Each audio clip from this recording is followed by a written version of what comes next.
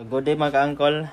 Ito naman yung another video natin na tutorial patungkol dito sa ating steel na adjustable power na trigger. Tapos adjustable din ang kanyang trigger. Pwedeng soft touch, pwedeng hard touch. Yan, dito ang kanyang adjustment mga ka-uncles. Napakakapal ng kanyang kaganda, pagkalinis ng pagkagawa. Tapos yung plate niya, housing is napakakapal. So ipapakita natin ang kanyang loob ng ating trigger. So bago ang lahat, intro muna mga ka-uncles. At paano pala, paki-subscribe na rin ng ating YouTube channel at paki-click yung notification bell para maging updated sa mga bagong videos natin. So simulan natin.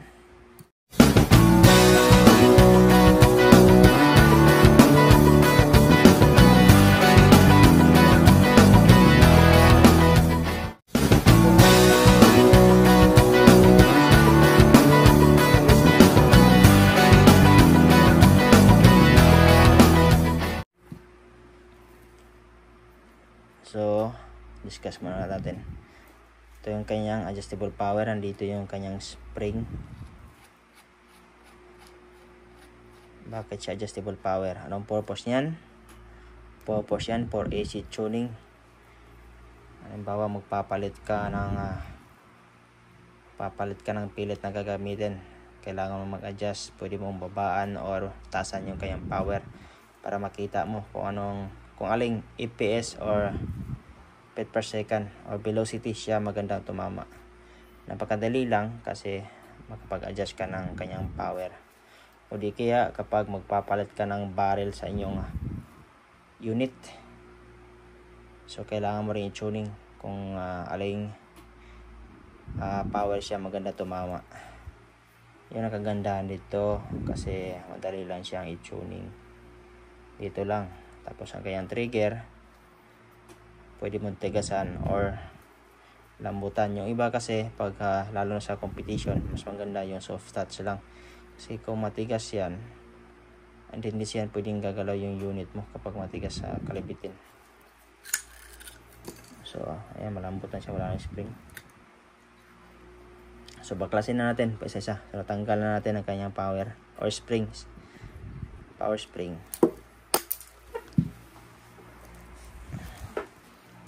Available to COD or pwede nyo nang i-payment first para mas makalis kayo sa shipping. Paki-message lang ating Facebook page. So ayan ang kanyang hammer. Ito yung pinakamahirap gawin. Itong kanyang hammer, si matigas. Mas meron din siyang yan.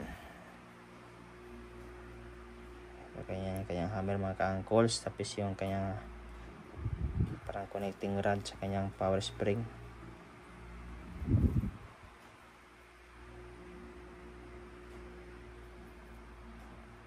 Yan, pakita natin, focus natin para sa mga gusto mag DIY kanyang itsura trigger.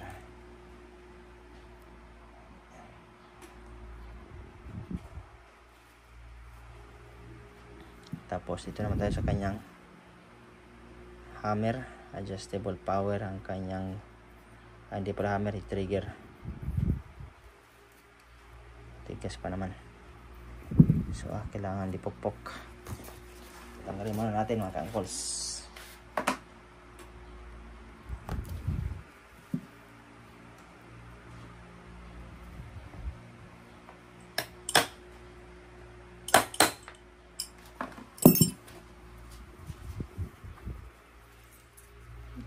Lumusot na.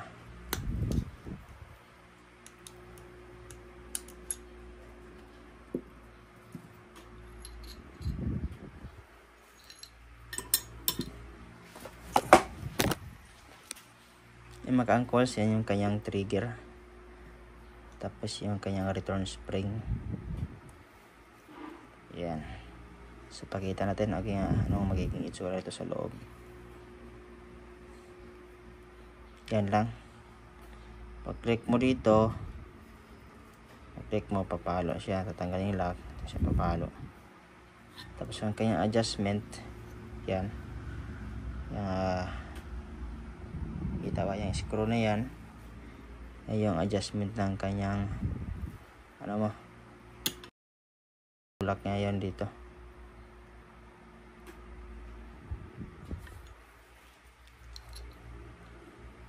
Kita labas natin para makita nyo.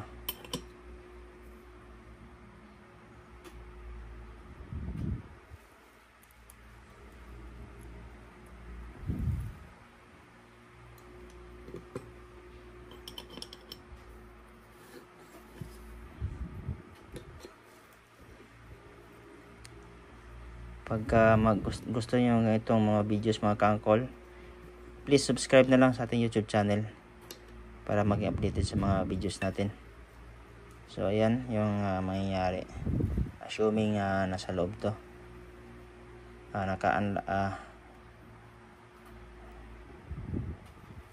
yan. So may spring siya dyan, nakatulak palagi.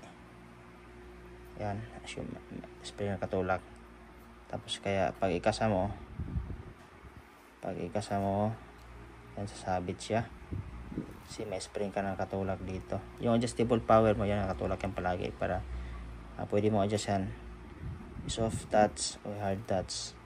Pag itulak mo pa, parang kukunti na lang yung kapit niya, kaya pag i-click mo yung trigger, konti na lang yung nakasabit, malambot na lang siya, soft touch. So yan, assuming na hindi siya naka-engage, tapos nakatulak ang kanyang spring dito. Pagka ikasa mo, yan, nangyari yan, sabit siya dyan. Pag click mo, yan, palo na siya. Tapos ang kanyang power, adjustable power, yan, ito yung nagtutulak ng spring mo. Pwede pag higpitan mo yung screw dito, higpit siya, mas lalakas yung kanyang palo. Sa luwagan mo, lalambot yung spring. Yan mga ka-angkols. So simbolo natin ulit mga ka-angkols. I hope na nakatulong tong videos natin para sa gustong gumawa ng mga DIY PCP or airgun. Balik na natin.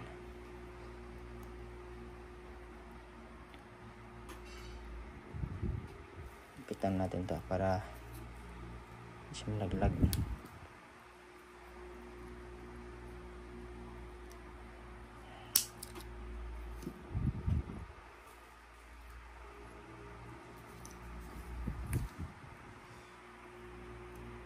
So available yan mga ka-angkol, COD nationwide, location natin issue, we ship nationwide.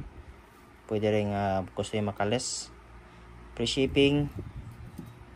Paki-message na lang sa ating Facebook page na Phoenix PCP Airgun Philippines. Yung link is ilalagay natin sa description below mga ka-angkols. So yan, hanapin pa natin yung butas.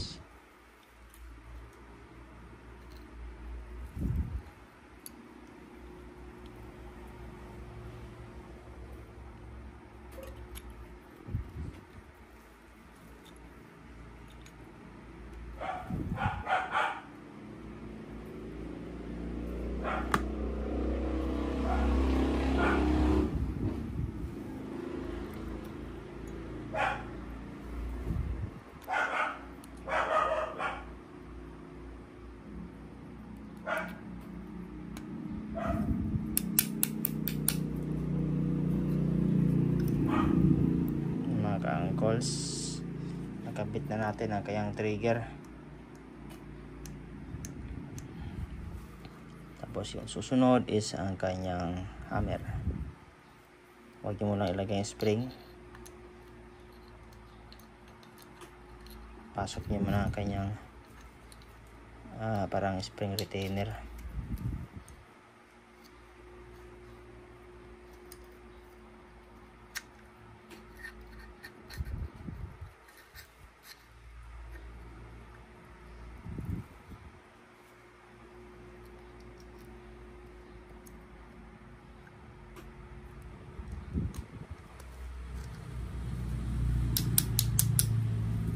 Yan, lagay natin yung kanyang power spring.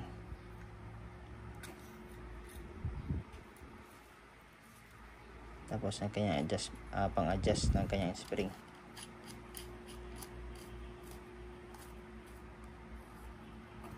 Ayan, nakakos. Assemble na natin. Test fire. Ayan. Pag gusto mo i-soft touch, adjust lang itong kanyang screw dito. Bali, tutulak mo yan. Ayan,